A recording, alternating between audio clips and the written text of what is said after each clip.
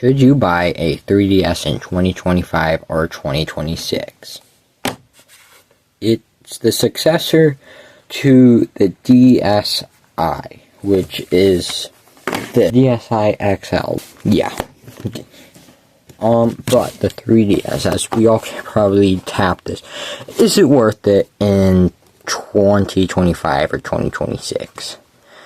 This console is probably the best console I've actually ever owned. Mine just, kind of forget the quality, because this thing's been shut up in a case for the last 6 years. But, I mean, you can see fingerprints all over this, but this thing is a legend. So, when you get it, power it on, you know, it can play games in 3D, has LR buttons. The analog control stick, it is missing its rubber pad because it broke off. But that does not happen, usually. And basically when you open it, it comes with the basics. Health and safety information, 3DS scan, which actually does 3D stuff, 3DS sound, Plaza, which I think it still works. It's basically you play a bunch of games. Get me out of here. Play a bunch of games on, and this is a Street Pass Me Plaza. I think it still works to this day, but the Miiverse is now discontinuing the internet browser. Don't expect it. Just do quick searches. Don't expect to actually use it. Notifications, which is basically useless. This is the friend list, which is kind of obsolete since I think they discontinued Nintendo ID stuff. Game notes, which can be useful in times, but I just use my memory. Yeah, as you see, I never used it. Also, I have nothing to say on the stylus because I don't have a 3DS stylus. I lost mine, but I do have a DSi XL stylus, which is really, really great. It doesn't fit. But anyways, back to the main part. The eShop, which is useless now, you can't buy anything.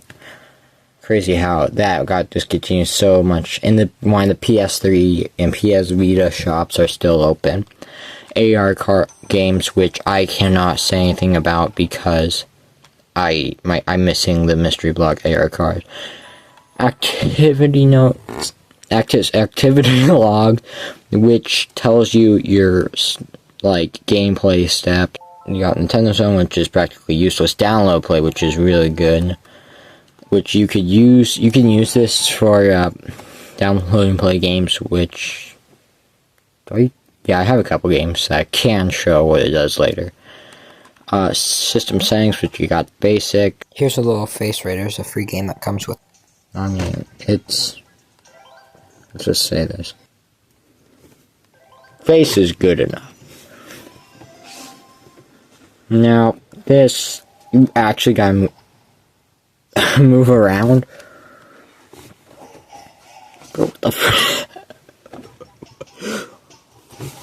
Which, as you can see here, which is just just spam the A button, and you can't use that. You gotta actually move it with the gyro sensors and camera.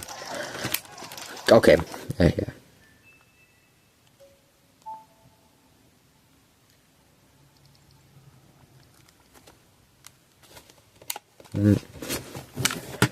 Now, as probably the best thing is about this is keep in mind that this thing, I don't even think it's that powerful as the Xbox or PS2, so it's not that powerful, but the good thing is it's got a big library of games.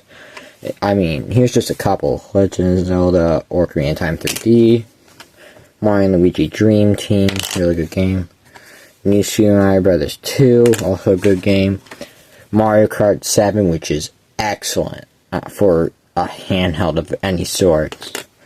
Mario, it's backwards compatible with games like Super Mario 64 DS. This is perfection. I mean, and it's even a lot more better with this control stick here, which is even, it's not as comfy, but it's still comfy without the rubber part though. But then you got the exclusive Lego game, Lego City Undercover, The Chase Begins. And also another one like Mario Party DS, which is probably the best Mario Party ever to existence. And then probably the best ever 3DS game to exist, besides Mario and Luigi Dream Team, had to be Super Mario 3D Land, which is really good. I actually I never thought I'd do it, but I actually 100%ed this. Well, anyways. Now, why should you take the 3DS over the DS? And keep in mind that just the regular 3DS is worth $50 less than a Switch Lite right now. Well, first off, it's actually portable. I mean, this thing, I think it's smaller than a phone. So you can easily just slip this in your pocket. Sure, it's a little bit thicker. Also, this thing, it only includes SD cards. No, so unless you have a micro SD card adapter, it's not going to really get you anywhere. But it's not that big of a deal. Like, it's still nice to have. Yeah, there we go. Includes the regular 3.5 audio jack. Now, let's see, the sound on this. Now, the sound, I'll use this because it's probably the best option to use it on. You guys probably can't hear this, but when that finger moves, I can hear it on the bottom screen. And the only speakers I know are here and here. The game, you can still hear it. Yes, I can hear that really well. Now, is it worth it in 2025?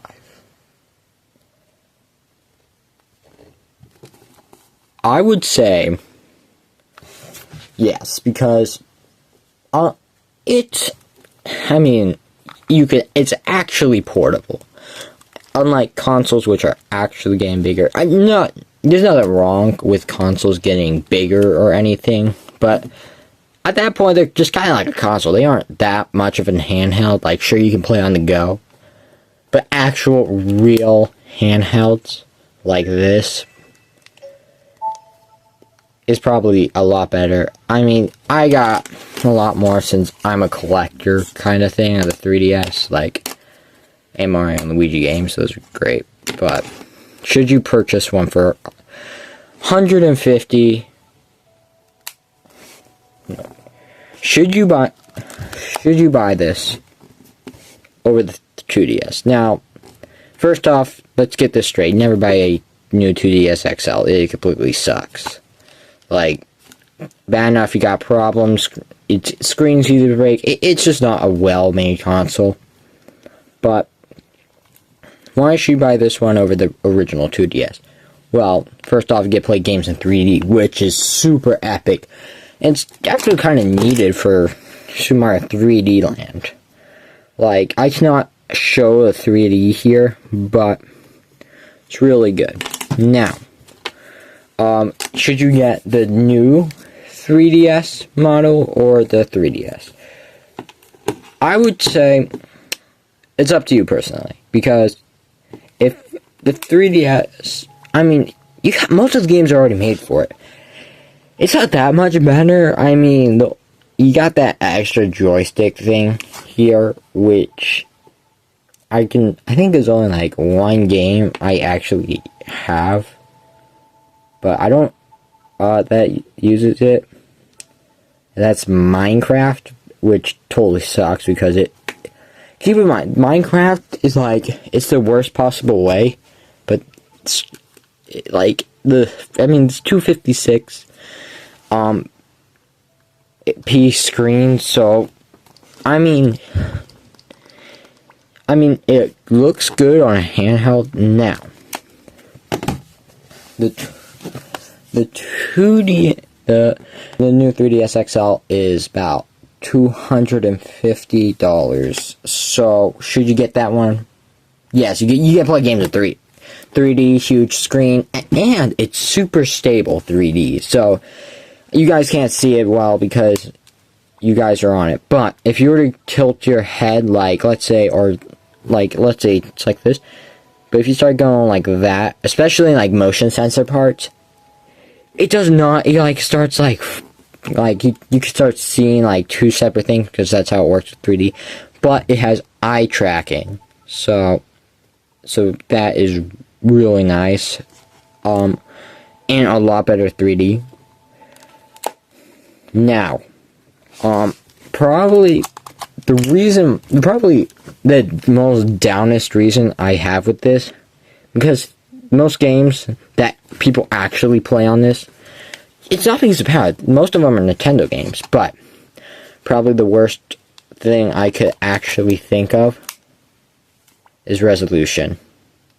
As I will show you guys a little bit here, that the resolution, it looks fine right now, but if we were to enter a level, let's say, let's go to my profile. You can kind of see it, but keep in mind I kind of have my hands far away. But if you're kind of close, you can kind of notice it. Let's just go to World 1 to test this out. Not there. Looks all fine, right? But then you can kind of notice it there. But overall, I mean, it's really good. Some games take advantage of the low resolution, like Mario and Luigi for this, because you have the pixelated characters, like just pixel art, but then you also have the 3D structures. And actually, I think they did a really good job with making it all one. Should you buy it? Like, it's kind of an up to you choice. If you like non-Nintendo exclusive games, actual portable console that you can just throw in your pocket, backwards compatibility with 99% of the DS games, and you like 3D like me, I think you should buy it. But if you're all like just up for power and everything, this isn't for you, because I mean, the best games on here are literally Nintendo games. So, should you buy one in 2025 or 2026? I think yes. It's totally worth it. I mean, if I were you, I'd go for the XL model.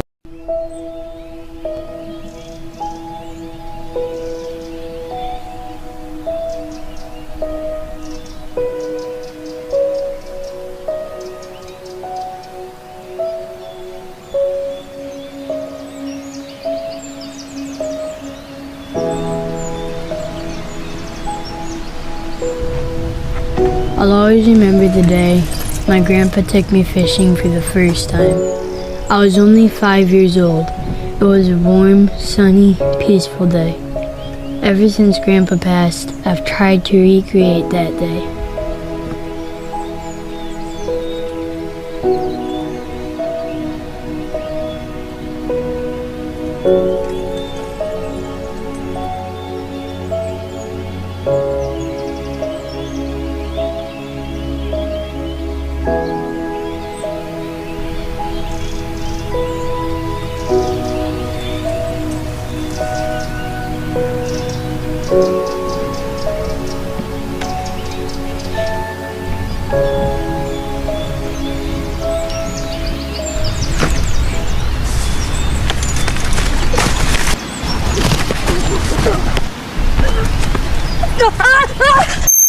Watch the last cast on Hype Horizon Studios alongside On a Hype.